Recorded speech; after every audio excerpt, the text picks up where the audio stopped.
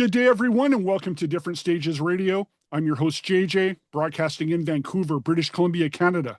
And my guest today, you know him from fronting such classic Canadian bands as Sword and Saints and Sinners.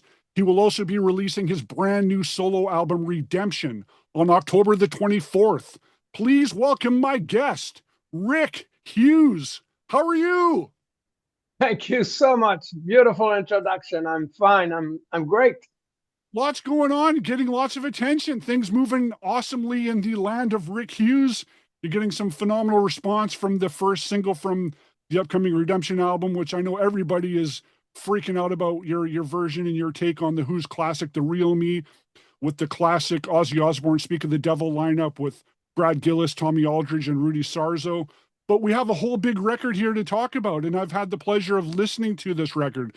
And there's a lot of depth and a lot of other awesome guest stars that make appearances on the record, which I'm hoping we can perhaps get to talking to about. But of course, out of the gate, the first thing that everybody's hearing and wants to get more information and insight on, including myself. So before we get started, I just wanted to say that I've purposely been kind of pulling myself away from the interviews you have been doing, just because I want to hear everything fresh with Yeah. you know, just it's like this is the first take. So of course the question is, which I'm sure you've already answered a bunch of times, but how did this collaboration get started? Who made the first call and where did the idea come from? Well, that's to start the interview is a perfect question because you have the perfect T-shirt to answer that question.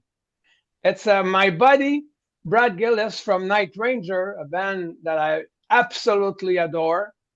That the connection was made with him at first through a friend of ours. His name is Jesse Bradman. He was a keyboard player for my band Saints and Sinners back in the days.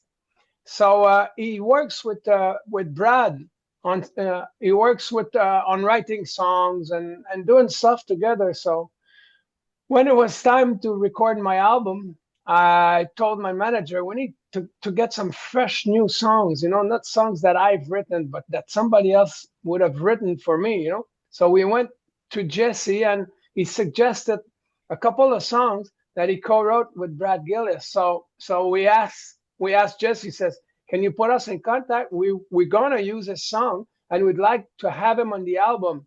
And he said yes. So that's how it started. We got Brad Gillis in, and once he was in, then the idea came about to reunite Rudy, Tommy, and him for the cover, which we had already decided. But you said it yourself. This is a Who song. The Who were the best. I mean, the Who, Zeppelin, the Stones, all those bands, man, they had it. They had together. Their songs are amazing. So The Real Me in itself, when you hear Entwistle, Keith Moon, Roger Daltrey, and Pete Townsend, they're all doing something different. And the song is like a tennis match with four guys, So we said we need like players that are used to play together and that are totally awesome. So the first pick was Tommy Aldridge. So we asked Brad if you think it'd be possible, and he helped us a lot to make it possible. Well, and I liked your quick analogy there on the song "The Real Me" being kind of a tennis match, and that's how I felt a bit of the version, your interpretation of it, because I wouldn't say it's a copy by any means. You definitely know it's the song, and it's been covered many times. But I like how the band is, well, because I'm sure they were just so rejuvenated to play together and the tightness of that band. But I love the looseness of your vocals. And I love the way you just kind of stretch out that chorus. I don't know. I just find that it's like the band's playing in one time, you're playing in you're singing in the other, but it just melds really nice. Like just the way you stretch out The Real Me, it's like it just sucks me right in. Was that something that a melody that you had in mind? Because it's not exactly how it's originally done. No, exactly. And the thing to remember is that I've been a professional singer for 40 years. So I've sung a lot of songs in my life, from Elvis to Metallica, you know, because as an artist, as a writing artist, I'm also a performer, you know, for the bread and butter, but for the so to feed the soul too, you know, not just the bread and butter on the table. When you're a performer, you need to be on stage. So I sang a lot of songs, and to make an analogy, if I can take back what you just said, is let's say I go on stage next week and I do a Saints and Sinners song that I've recorded myself. It won't be exactly the same when I'll do it on stage next week, because it'll be the spur of the moment, how I feel right now in my life. So it's going to be different than what I've recorded back in 1992. Same goes for The Who. If I sing a Roger Daltrey song, I'll be inspired by his melody, but it's a habit, you know, to go back in your style of singing and just bring some of yours, not even thinking about doing it. It just happened.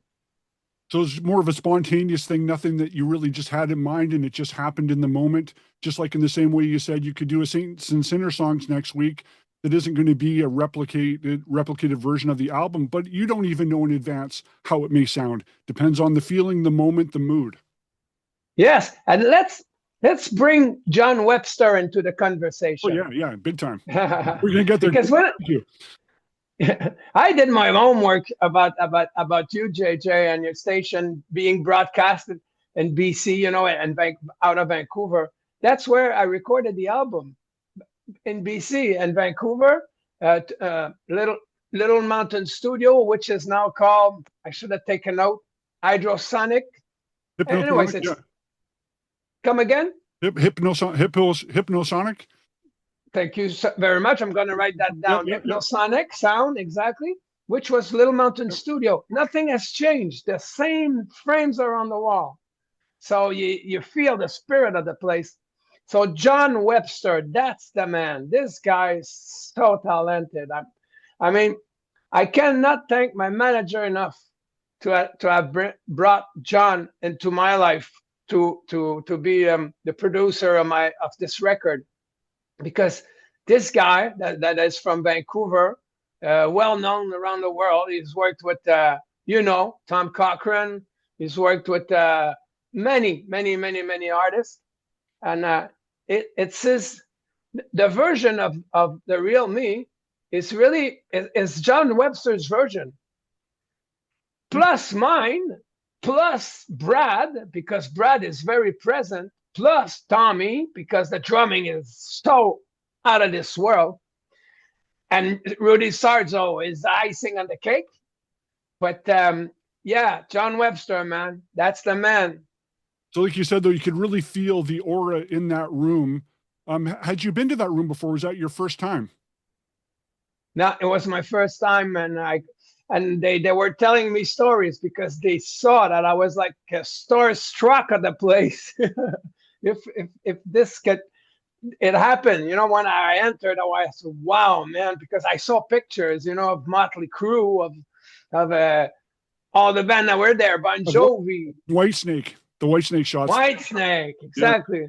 So I heard some wild stories that I don't want to repeat on air. Back then, people were crazy. So when you were tracking in Vancouver, though, were you tracking solo, or did you have some of the musicians that appear on Redemption with you? Like did you have a chance to record much of the album with the people on it, or did you do it on your own? It was Jon Webster's direction all the way, all the songs. I picked the songs with my manager. I wrote one with Jon Bon Jovi, the song Someday, but all the rest is all outside writers that we picked and chose. We took our time. It took us 2 years to do the album.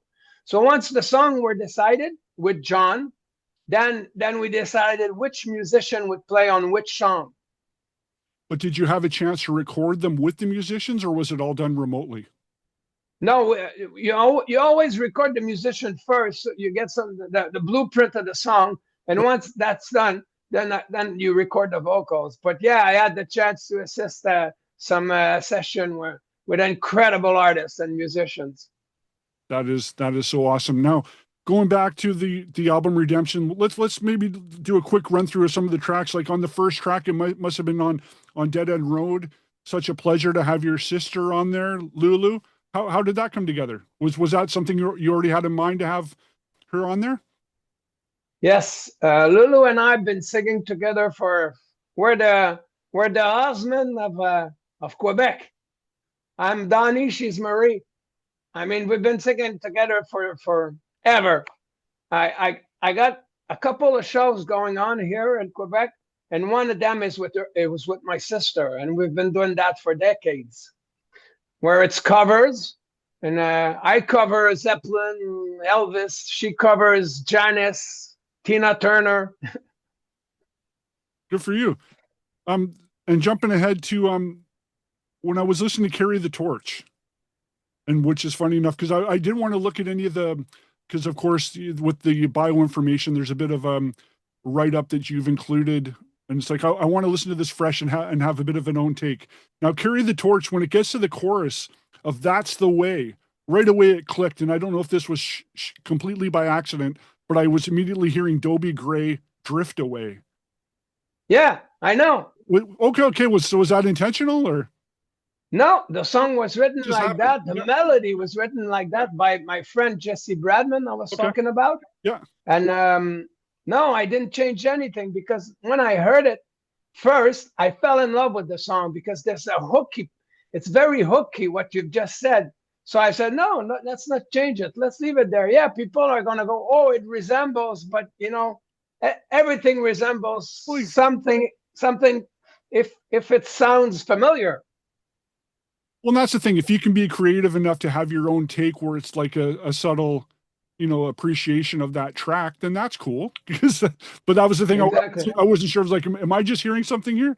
But back to track 2, you got Lierne on there, which also brings the question of how important was it for you to have some French singing tracks on this album? Oh, it was most important, one of the most important issue when we came about to do the blueprint of the album. We said, okay, we're going to have 10, 11, 12 songs at the most. I says, okay, let's say we have 10 songs. I need at least 3 French songs on the album. So the people that work with me, my producer, my manager, they says, well, what do you want to do, a French or an English album? I says, I want to do both. Why not do both? I mean, rock, the music rock genre is so diverse. And rock music, you got blues, you got country rock, you got hard rock, you got heavy rock, you got soft rock, you got it all. So why not put in some rock in French? I mean, what's the German band that's so big that they sing in German and everybody's Rammstein. There you go. Rammstein. They fill up stadium in America. Nobody knows what he's talking about. He's singing in German. Same applies with Rick Hughes. I'm a French Canadian. It's my real name, Rick Hughes. It's not a stage name. My parents were immigrants from. My father was from Ireland, of course, Hughes, and my mom was Italian. But I was raised in French. So I speak with my children, with my dogs, my wife in French 24/7. So doing this with you needs a little concentration on my part because I understand perfectly the English language, but because I don't talk it every day, then I get those little glitch here and there when I'm doing the interviews. You're doing wonderfully. Thank you. I needed that. You're doing phenomenally. Now, once again, so from Carry the Torch, Shake My Soul, that was another Brad Gillis track? Exactly, Brad. Yeah, beautiful, beautiful. First listen, like I said, I heard the same thing as you. Yeah. So I even wanted to maybe change it a bit so it wouldn't, that flag there. But when I tried to change it, I said to myself, no, it's not working. I'm going to keep it the way they wrote it. So that's it. Now, and jumping ahead, track 8, we got Robbie Krieger. He's, Man, how did you score that? How did you score Robbie? That's a big deal. I know. And, Another, is that another there's Webster? always long explanations, Yes. especially about Robbie Krieger. Yes. So I'm going to try to make it Okay, as okay, short as okay, I can. okay. We were recording in Vancouver, but we had to do some additional recording in LA. So when we decided to do that, to record Amy Keys, that sings with me on the album, on this song. Amy Keys, world-renowned female singer. She's amazing. I'm a big fan of hers. She used to sing with one of my idols, which is Johnny Hallyday. He's a French singer. He's like the Elvis French.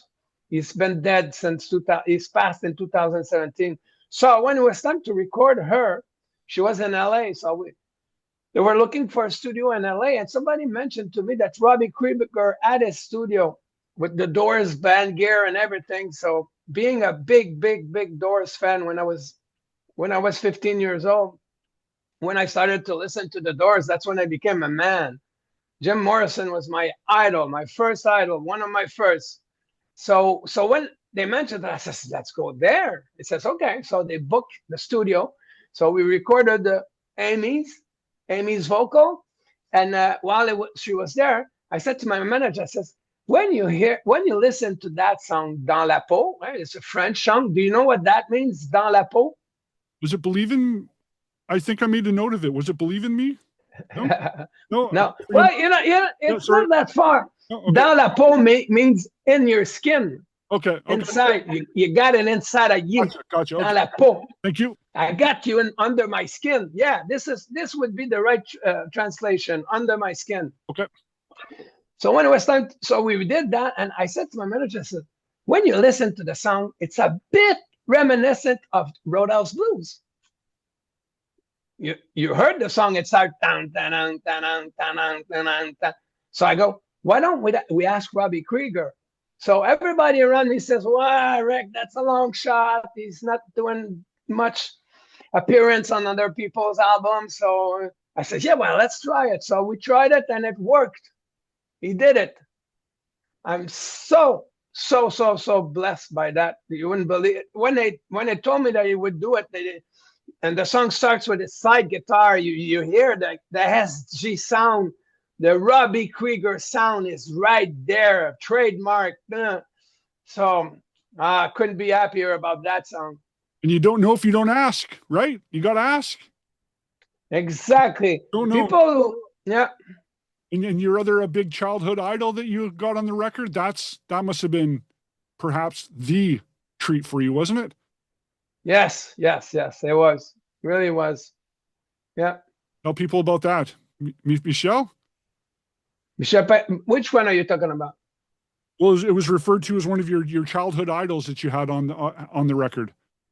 You're talking about the song Ça va brasser? Yes. Thank you. Yeah, yes.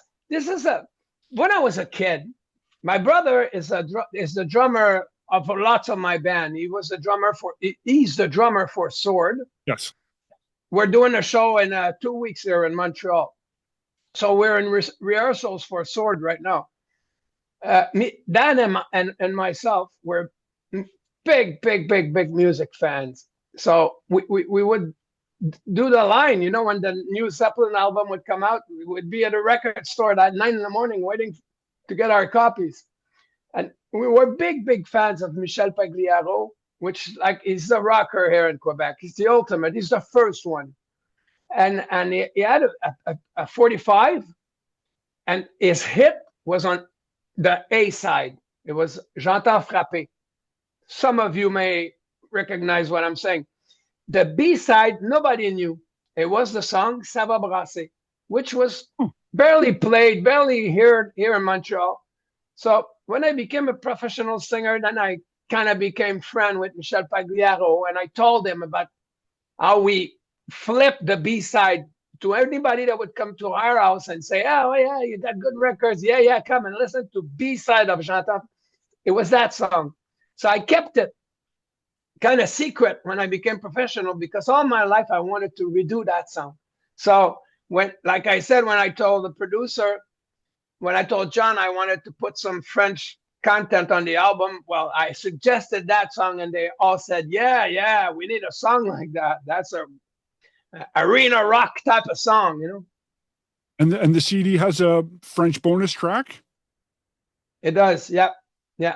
It's the Robbie Krieger, Amy Keys song, which on the album is bilingual, but the bonus track on the CD is totally French. This is the release for here in Quebec or for France. Well, yeah, for everybody. Now you were talking about Sword coming up. You got 45th anniversary shows. You have a couple coming up. Is it one or two? Yeah, just one. Yeah, just we're one? doing a show. Yeah, on the 18th of October here in Montreal. And will that turn into anything further, or is it just sort of a one-off? Are you any plans? Yeah. Okay. It's just a one-off because the album is coming out on the 24th of October. Yes. So we're already planning the shows and the tour regarding Redemption, the album. We're already planning that. So you already have a band in place, obviously, then to do your solo shows? Yes, exactly. Note or just good friends? Good friends from here in Quebec. So we have to start the machine right here because I know the question is burning your tongue. Will I do any shows with Tommy, Rudy, and Brad, you know? And right now, no, it's impossible because they all have busy agendas. Night Ranger, Brad is doing shows with that's his band, you know? Rudy is Quiet Riot, that's his band. So, but hey, well, that's the thing. You never know. Well, exactly. There has to be a one time. There has to be maybe. Yes. Why not? Just one. Exactly. Festival appearance, maybe a Monsters of Rock appearance, maybe on the boat, perhaps. I could see something. That'd be amazing. That'd be amazing. We're starting the show with the Symptom of the Universe. That's for sure. But anyways, back to Sword though, is Sword any plans? Like I know you got more than enough going on, but just looking a bit ahead, could we anticipate maybe a fourth Sword album? Or is that? Oh yeah. Yeah. Oh yeah. I could see that in the future. A bit like what Bruce Dickinson is doing since the last 5, 6, 10 years. He's got a Mandrake project right now going on, and he's announcing shows with Maiden at the same time, you know. He's one of my idols. I'm not trying to copy him, but that's the way life is. Life copies heart. Exactly. And now idol related, because you know, I had, you know, going back and really kind of focusing my ears on listening to the classic Sword albums and kind of going, you know, listening to your vocal style. And I have to ask the obvious as well. Like, were you really heavily influenced or accidentally influenced at the time by John Oliva or John Arch or Jeff Tate? Like, it seems like I'm hearing some of these tones in your vocals that just are so special and unique that once again aren't copies, but I'm just hearing some of those tones that just nobody else can do that. Well, I'll tell you this. I know who my professors were, you know, because when you put a band together when you're young and you're really serious about it and you want to make it, you know, we put a band together, my brother and I, at 15 years old. And by the time we were 25, we were opening for Metallica, you know? So we worked hard for it to happen. So my professors as a singer, when we started to do covers, I would love to sing Ian Gillan. So there was a lot of Deep Purple when I started to learn to sing. A lot of my favorite singer in the world is Robert Plant. Everything about Zeppelin. Zeppelin is my favorite band.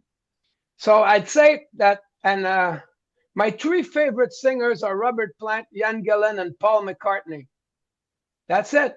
That's the one. Not that I tried to imitate them or whatever, but these are the guys that taught me how to sing. But as far as maybe what was influencing you a bit during the, you know, Metal Eyes and Sweet Dreams era, was there anything in that time? Yeah, in that time I was greatly influenced by Ozzy, Rob Alford, and Bruce Dickinson. Oh yeah, I forgot Brian Johnson and Bon Scott. when we did Metalize, that's what Sword was listening to all the time. Judas Priest, Maiden, AC/DC. Back then, Brian Johnson had just joined in, you know, for Back in Black, but we were already big fans. We were fans of Bon Scott. We had all the record, and we would play Bon Scott all the time. So when Brian Johnson came about, the bar was really high. The bar was there. And when I heard the album for the first time, he scored there. I said, wow, what a singer. Same thing happened when I first heard Appetite for Destruction. Axl Rose, his first album. I went, my God, what a singer. Yeah. So those were my influence for Metalize and Sweet Dreams. Good variety of icons right there for sure to be bouncing around and getting ideas and influences from. Now back to Redemption. You got the solo shows coming up in later October. Is there a chance that we maybe might see it come out west? Is it going to be perhaps though only concentrated in Quebec and maybe Southern Ontario? I'd say it's not only a chance, it's a certainty. Oh yes, I was with my friend, executive producer of my comeback, you know, as a solo artist. And we were in meeting yesterday, and we were talking about that, about the show that we're putting on right now for the album Redemption, because it's going to be the album, and I'm going to pick some covers that have, like I said, that have influenced me to become a singer. So there's going to be a couple of Zeppelin, a couple of AC/DC, a couple. And we were talking about the territory that we would cover, and Vancouver was definitely there. Any like we look in spring maybe or ish?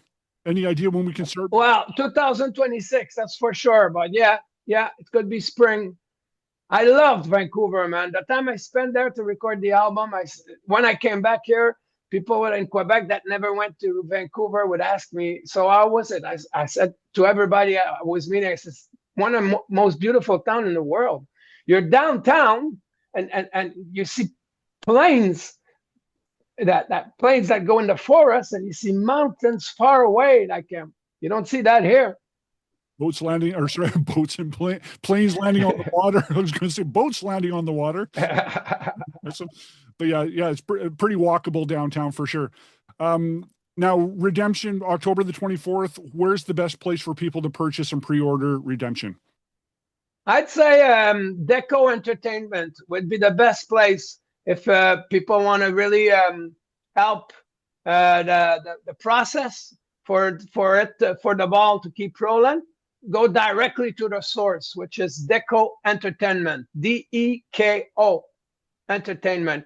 They can hire a bundle with the vinyl, the CD, the T-shirt, and there's a limited copies of the single, The Real Me. On the B side is Carry the Torch, a vintage, you know, like a 45 with the big hole and everything, and they're signed by the four of us. And there's only, I think, 100 of those. So that'd be a collector item. You don't want to snooze on that. If you want Tommy Aldridge autograph, there you go. If you want Rudy Sarzo's autograph, there you go. Yeah, I mean, you know, and Brad Gillis, same thing. So yeah, I'm very, very happy that they said yes to that too. But because let's not forget, when I was a kid with my brother, we have about 10 years difference.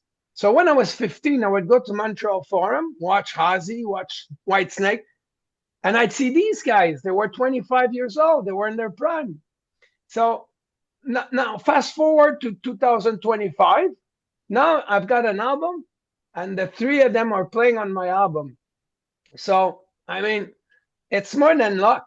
It's, I'm blessed because not only did they play it on the album, but they did the video, because they could have said no to the video, you know? This is the big part, the video, when you think about it, because it's something to have them play on the album. But when a song comes, you have to explain. Do you realize who's drumming right now, you know? Now I don't have to explain anything because the video is out and everybody knows. And the fact that they're all still in top form, like they're all fully in shape, look great, play great. They haven't lost a beat. So that's and you know, yes, and I thank my lucky star because not only they're in a good shape, these guys are the real deal. You know, I mean, one-on-one, somebody, no, nobody told them they were superstars because they don't act like superstars. They act like regular Joes. And we were together for some periods of time, and everybody was always smiling. Everybody was relaxed. It was man, much more than I expected. I'm so happy to hear it all worked out for you. And I'm so looking forward to Redemption, as I think everybody else is. October the 24th, pre-order Redemption now on Deco Entertainment. And Rick Hughes, it's been a pleasure to have you, and I hope to see you live in Vancouver in 2026. And good luck on your Sword 45th anniversary shows coming up in a couple of weeks. This is Rick Hughes on Different Stages Radio.